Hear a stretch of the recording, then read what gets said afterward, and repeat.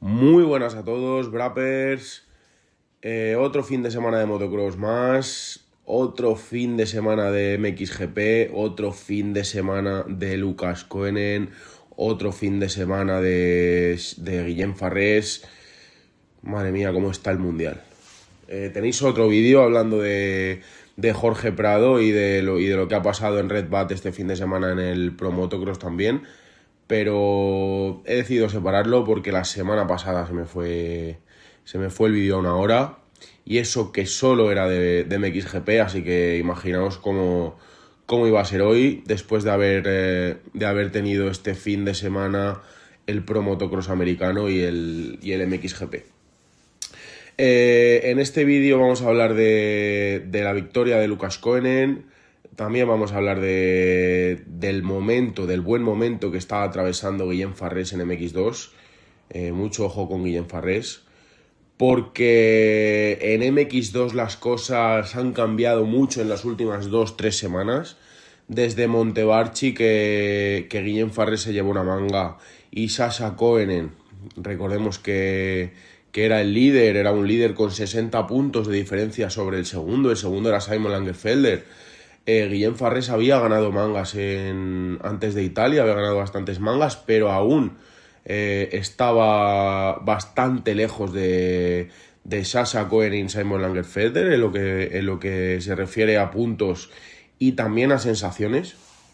Pese a que estaba ganando mangas, no estaba encontrando esa regularidad de estar siempre en el top 3 y acabar en podio en las mangas, pero es que desde Montevarchi no sé qué le supuso ganar esa primera manga, pero ha dado un salto de calidad y ha dado un salto en la clasificación. Se ha puesto segundo a 14 puntos.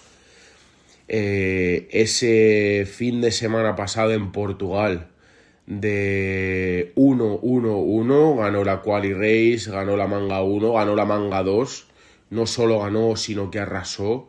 Le faltó la pole para un fin de semana perfecto, pero en todo lo que se refiere a la puntuación, realmente arrasó desde el whole shot hasta meta. Y este fin de semana las sensaciones también han sido fantásticas en Sudáfrica. Otro 1-1 de Guillem. Sabíamos o teníamos más controlado que esa Triumph en altura. Recordemos que en Sudáfrica la altura era 1500 metros, nada que ver con lo que podemos ver en Europa. Guillem y el equipo de Triumph decían o transmitían desde su departamento de prensa que esa Triumph iba muy bien en altura. Recordamos que bueno, Guillem ha dicho varias veces que se siente tan cómodo con esa moto que apenas toca nada en cada fin de semana. Él simplemente tiene la moto a su gusto. Recordamos que es mucho trabajo, prácticamente ese desarrollo viene de su parte, porque la competición de Triumph en competición, en el Mundial, prácticamente es nuevo, aunque no lo parezca en su rendimiento en pista. Pero, y bueno, que Guillem y Camden McLellan prácticamente son los primeros pilotos en cuanto a alta competición que desarrollan esa moto. Y eso le hace tenerla a su gusto y apenas toca nada. Sabíamos que este fin de semana podía ser distinto, pero también Guillem, lo que os decía antes, había transmitido que tenían una muy buena configuración en altura, y vaya si la han tenido.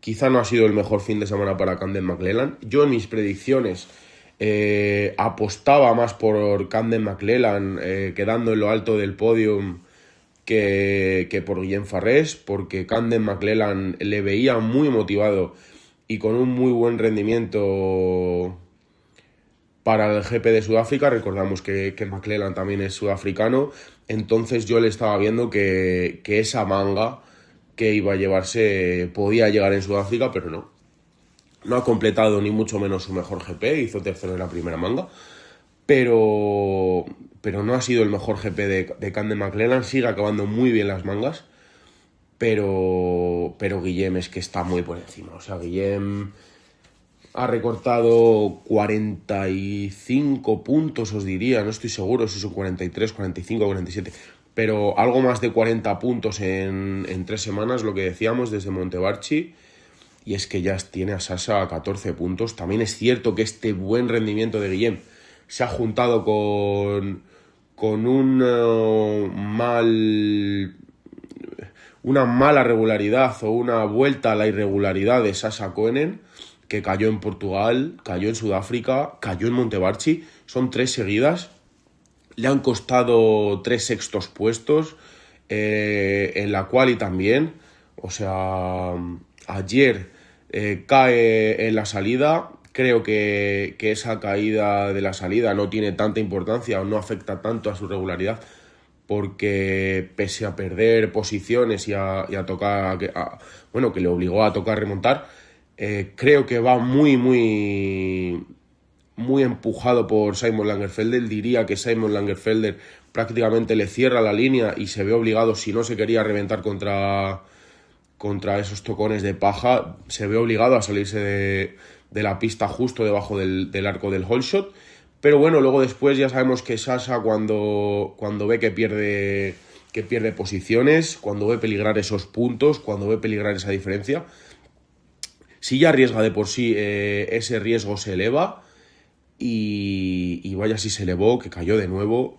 Tiene mucha suerte Sasha de cuando cae, porque para la velocidad que lleva y los golpes que se da, porque siempre suele salir por orejas.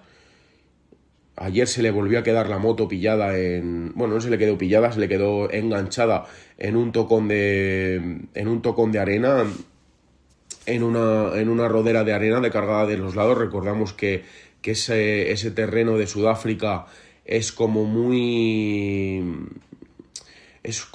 blandito. Esa arena parece estar muy removida, no es arena, es tierra obviamente, pero esa tierra parece como muy removida y se aparta a los lados. Tenían muy buenos límites de pista con esa gran cantidad de arena para poder pasar para poder aplanarla, para poder labrarla, y lo echan a los lados. Pues ahí se quedó enganchado Sasha Koenen, salió por delante de la moto. Tiene mucha suerte, porque realmente cae como un muñeco y de inmediato no pasa ni apenas un segundo y ya está levantado, y lo primero que hace es buscar la moto.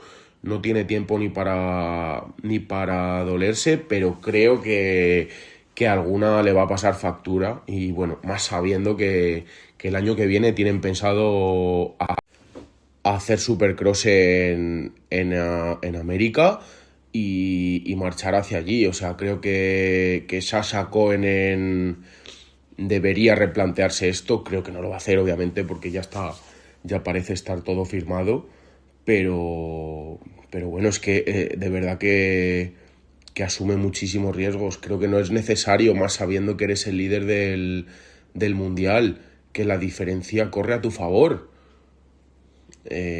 O sea, no lo entiendo. Siempre digo lo mismo, se puede parecer hasta repetitivo, pero es que de verdad no lo entiendo. Creo que esto tiene que ir más allá de Sasha, tiene que ir al equipo. Estamos hablando de un piloto oficial de KTM jugándose un mundial de MX2, su primer mundial para Sasha. Creo que puede ser el brochazo final a una prometedora carrera, ¿no? La de Sasha, marcharse a Estados Unidos siendo campeón del mundial de 2,5. Le da otro estatus en su llegada allí, aunque bueno, realmente en cuanto a su rendimiento no importa nada, pero bueno, convertirse en campeón del mundo y tener la opción de convertirse en campeón del mundo, y más teniendo la ventaja que tenía Sasha, pues bueno, creo que debería gestionarlo mejor. Realmente estoy convencido de que si las cosas siguen el rumbo que parecen seguir, decía el fin de semana pasado que antes de saber lo que ocurrió, ¿no? Después de ver ese brillante fin de semana de Guillem Farrés. Decía que empezaba la segunda mitad de temporada, empezaba la parte decisiva y que iba a marcar un antes y un después. Y vaya si lo está marcando, ¿no? Vaya si lo está marcando, porque a Sasha se le escapa. Guillem viene muy bien. Creo que Guillem ha encontrado el truco. Ahora Sasha se va a Estados Unidos este fin de semana a correr a la arena de Southwick. Y Guillem le veo realmente convencido. Las declaraciones de este fin de semana después de la carrera le veo muy concentrado, nos transmite mucha tranquilidad, nos transmite también mucha ambición, muchísima ambición. Creo que no tiene miedo a nada. Él se ve como candidato serio, se ve capaz, sabe lo que es el barro, sabe lo que es pasarlo mal, y creo que estas oportunidades y esta gran oportunidad no se le ha dado nunca a Guillem Farrés, y creo que no va a desaprovecharla. Creo que no va a desaprovecharla y sabe cuál es el truco. Está muy confiado en la parte más importante de la temporada. El pilotaje es muy serio, ¿eh? El pilotaje de Guillem es muy serio. Está saliendo bien, está haciendo diferencia, está siendo inalcanzable. Se hace, bueno, toda la anterior mitad de la temporada decíamos que Sasha tenía la velocidad y era el hombre más rápido sin duda, pero no tenía la regularidad. Creo que ahora mismo, pese a que Sasha tampoco tiene la regularidad que debería tener un campeón del mundo, ya le pongo en duda hasta la velocidad. Creo que Guillem Farrés está siendo más rápido y tiene la fórmula de la velocidad más concentrada, y tiene la fórmula de la velocidad más tomada que Sasha. Le estoy viendo más rápido a Guillem, Le estoy viendo muy rápido. Ahora veremos, porque, por ejemplo, Lommel, Sasha es su GP. Creo que también es un terreno que le beneficia, la arena. Sasha es mejor en arena, debería ganar. Aún queda para Lommel hasta agosto. Pero creo que a lo mejor Lommel ya es tarde, ¿no? Y es que Sasha no se puede permitir otro GP. No se puede permitir otro GP con tantos puntos perdidos. Bueno, dejemos a Sasha de lado. Vamos a hablar de Guillem. Creo que tampoco hace falta mucho más que decir, ya lo he dicho todo. Le veo a Guillem ahora mismo como el candidato, no sé cómo decirle, porque tampoco quiero llamarle candidato como tal, porque creo que ya es una cosa de dos. Creo que esto ya no es un 80% de Sasha y un 20% de cualquier otro. Creo que esto ya está casi en mitad de porcentajes, diría. Incluso no puedo dar a Guillem Farrés obviamente como favorito, porque aún son 14 puntos los que le separan del liderato, pero creo que ya no es una cosa de que Sasha pueda perder. Decíamos que este campeonato únicamente no iba a ser de Sasha Koenen si él lo perdía. Creo que ahora Guillem Farrés solo puede ganarlo. Me explico. Creo que ya no depende solo de Sasha, también depende de Guillem. Si Guillem hace las cosas bien y completa una regularidad que sabemos que Sasha no va a tener, el campeonato va a ser suyo. Esto ya es una cosa de dos. Esto ya es una cosa de ser grande o de hacerse una buena recolecta de puntos en tus días malos. Es cierto que Farrés en sus días malos, que fueron al principio de temporada, estaba haciendo P4, P5, P6 como mucho. Recordemos en Montevarchi que en una mala segunda manga, porque fue una mala segunda manga, una mala salida, consiguió remontar hasta la posición 5. A esas cosas me refiero, a mucha recolecta de puntos en esos días malos. Parece que Guillem ha estado a la altura. Sasha quizá un poquito menos, pero ahora estamos viendo que después de caer ya llega a posiciones entre mitad del top 10, top 5, top 6, top 7. Entonces, bueno, es una cosa de dos.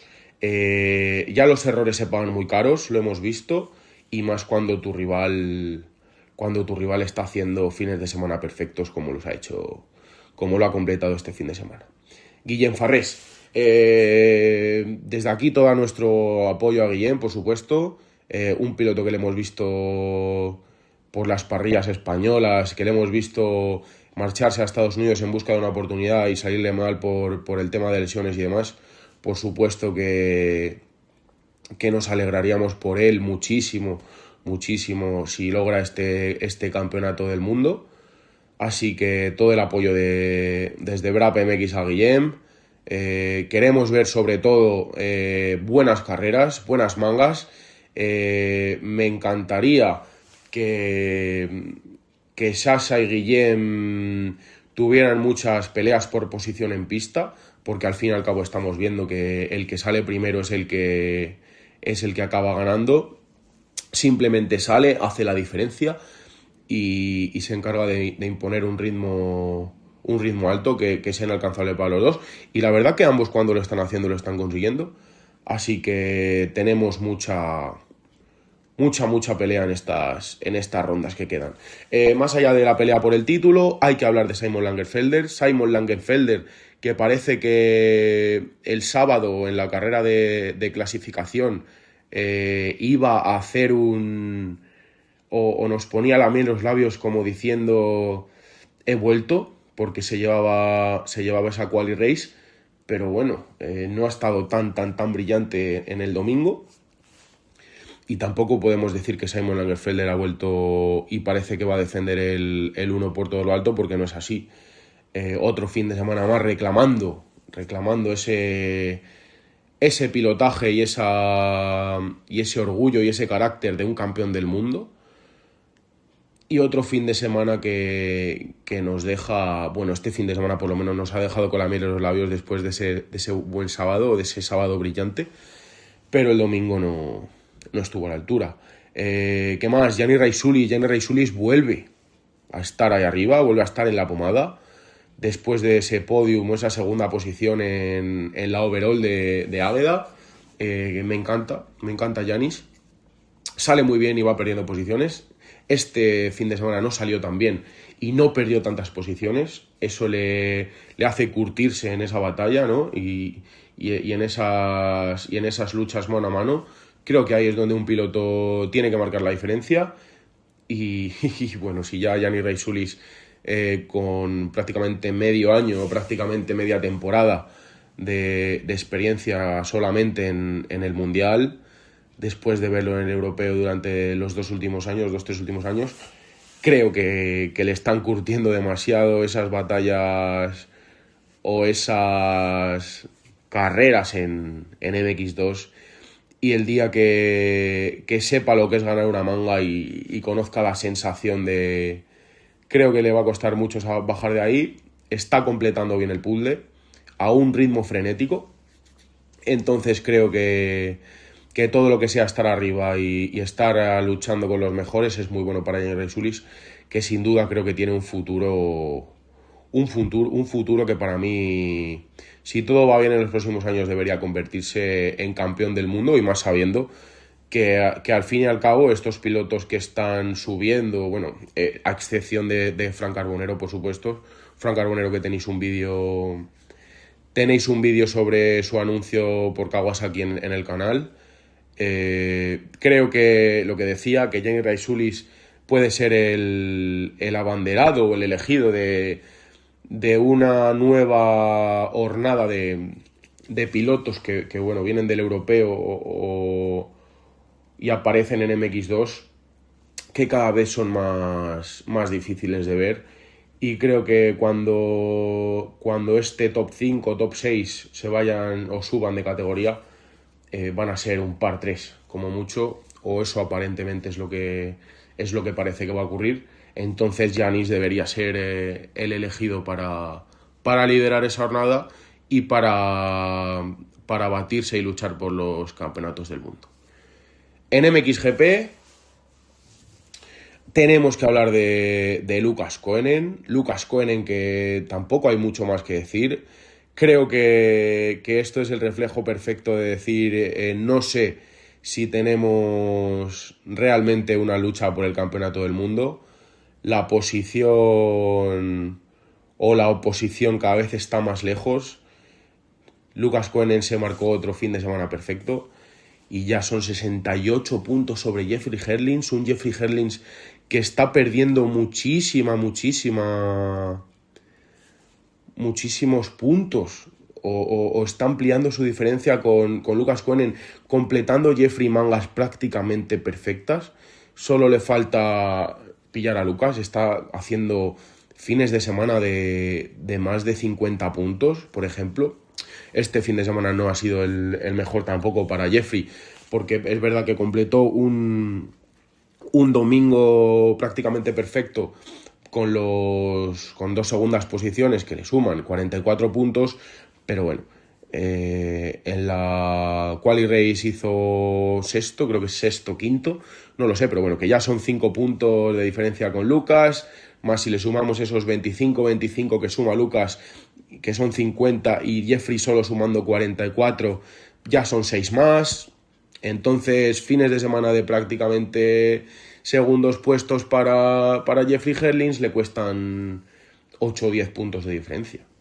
Entonces, bueno, eso demuestra que Lucas Koenen está a otro nivel, y la diferencia, si el fin de semana pasado decíamos que Jeffrey nos había demostrado en esa segunda manga que Lucas era batible y que podía llegar a él y podía incluso ganarle, pues bueno, Lucas ha vuelto a demostrar que no es así, que está un pasito por encima, que a Jeffrey no le va a dar, tiene que ganarle muchas mangas, son 66 puntos, 66 o 68 puntos, una burrada, que creo que son como un fin de semana completo de Jeffrey hacer 1-1-1 en quali, manga 1, manga 2, y de Lucas quedarse sentado en el paddock.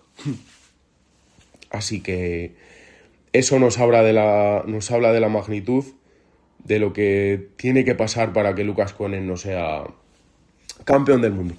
Pueden pasar muchas cosas. El año pasado ya vimos como Tim Gajser parecía en las primeras rondas que iba a ser prácticamente imbatible y haciendo una diferencia de puntos cada vez mayor cada fin de semana, y una lesión o un error en Suiza le costó perderse lo que resta de temporada. Aquí los errores también se pagan caro. Lucas tiene que seguir siendo regular. Creo que en eso Lucas no va a fallar. Y nada más. O sea, creo que Herlings no depende de él, igual que digo en MX2 que Guillén depende de sí mismo para conseguir el título. En MXGP Jeffrey Herlings no depende del mismo. Estamos viendo una versión de Jeffrey Herlings muy buena. No os diré que está al nivel el que estaba hace 4 o 5 años, porque estamos hablando de una de las mejores versiones de un piloto, o uno de los mejores pilotajes de un piloto de motocross de la historia, me atrevería a decir. Ese Jeffrey Herlings era una locura. Creo que, bueno, el mejor Jeffrey Herlings para mí estuvo en la 2,5 en esos campeonatos del mundo seguidos, en el 2016, 15, 17 y así. Pero creo que este Jeffrey sobre una 4,5, bueno, es cierto que ha ganado varios mundiales, pero no creo que se aleje mucho esta versión del neerlandés de aquella versión que era campeón del mundo sobre la KTM, ¿eh?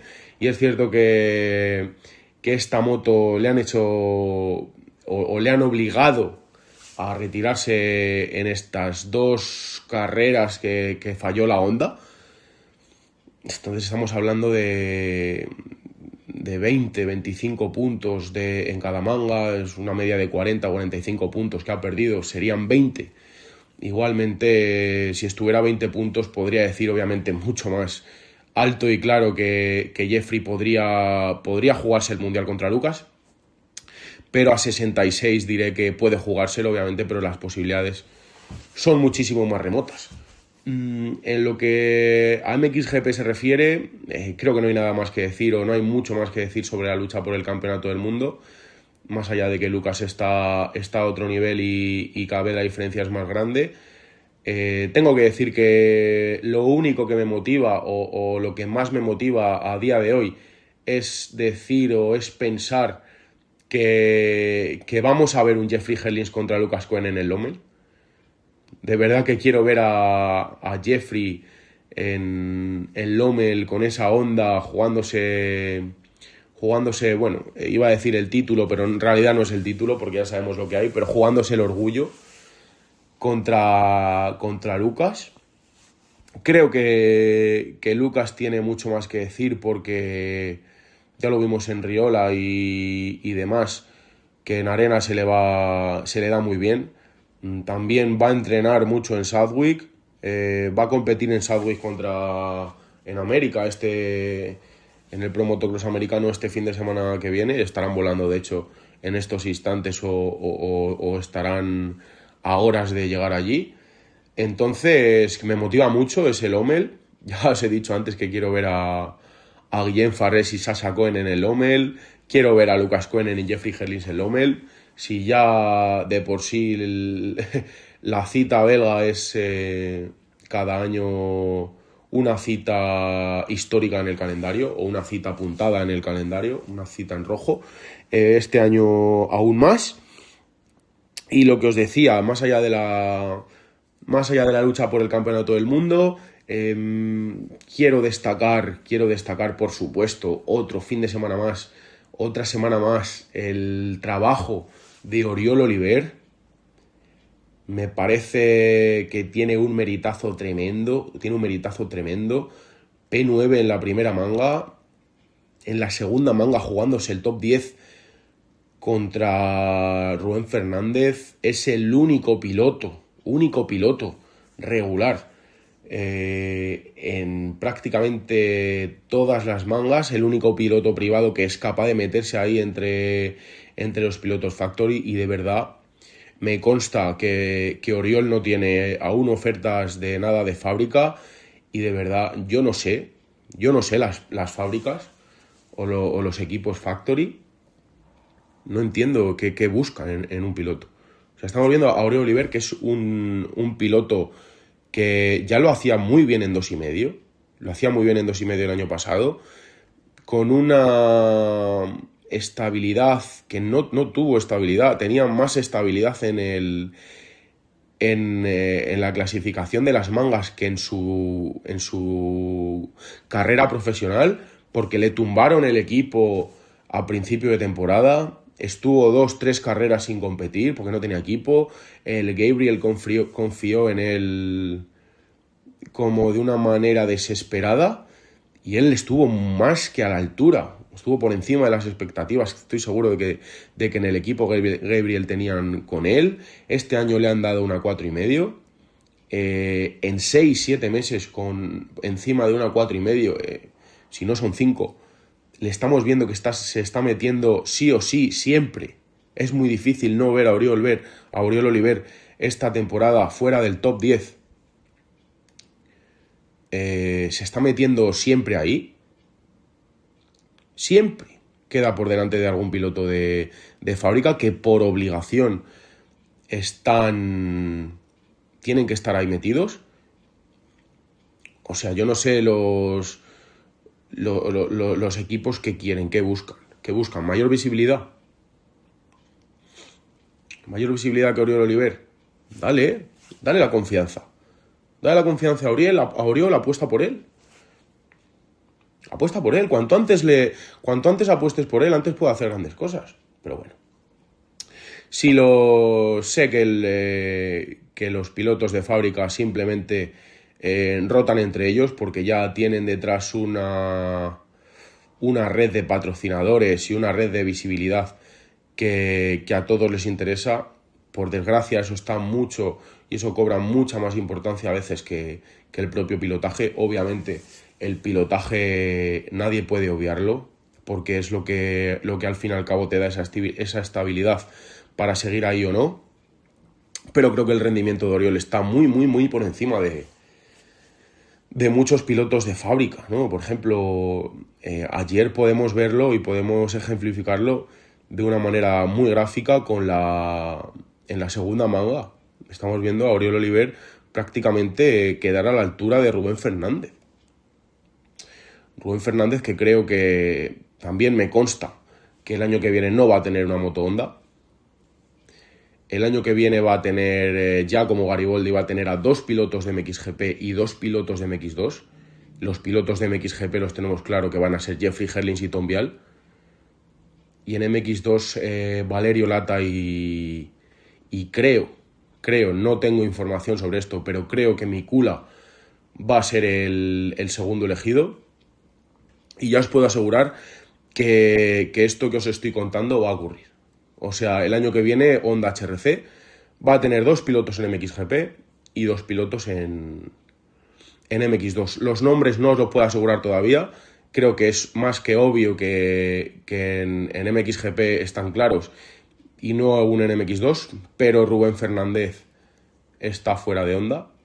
Se habla mucho de Ducati, pero es lo que decimos, un piloto como Rubén, que creo que no ha estado a la altura de lo que le puede exigir tener una moto como la Honda que ha demostrado con Tim Geiser jugándose el Mundial hace menos de 2 años, con Tim Geiser ganando el Mundial también, y Rubén pasar a apuros para mantenerse en ese top 5.